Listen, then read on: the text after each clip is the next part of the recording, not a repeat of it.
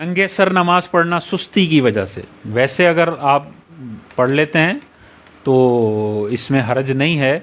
لیکن سستی کی وجہ سے، نبی کی سنت کو ہلکا سمجھنے کی وجہ سے، معاذ اللہ یہ بیکار چیز ہے، معاذ اللہ وہ تو پھر کفر کی طرف چلا جائے گا اگر نبی کی سنت کو ہلکا جانا، اور سستی کی وجہ سے ہے تب بھی مناسب نہیں ہے، لیکن وہ روٹین میں آ کے نہ سستی ہے نہ ہلکا جانتا ہے، پڑھ لیتا ہے تو ٹھیک ہے، لیکن افضل اور اولیٰ یہ ہے کہ سر ڈھکا ہوا ہونا چاہیے۔ لیکن اگر مسجد میں گندی ٹوپیاں رکھی ہوئی ہیں، میلی گندی ٹوپیاں، پھٹی ہوئی ٹوپیاں، ٹوٹی ہوئی ٹوپیاں، اس سے بہتر ہے ننگے سر پڑھ لو۔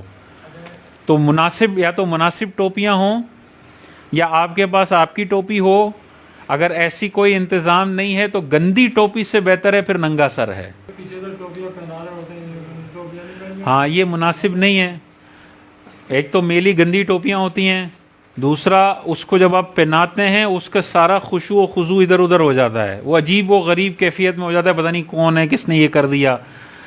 پھر بعض اوقات وہ ٹوپیاں ٹیڑھی میڑھی ہوتی ہیں، آپ کو سجدے میں کوفت ہوتی ہے، اس میں سجدہ بھی صحیح نہیں ہوتا، پھر گر جاتی ہے، اب گرتی ہے تو پھر وہ سجدے میں جا کے یوں اٹھا رہے ہیں۔ بھائی اتنے تکلفات اور نماز میں اتنی ساری چیزیں خراب کر کے یہ عجیب و غریب ٹوپی پہننا تو شریعت نے پسند نہیں کیا۔ آپ کے سائز کی اچھی صاف ستھری ٹوپی ہو تو پہن لیں،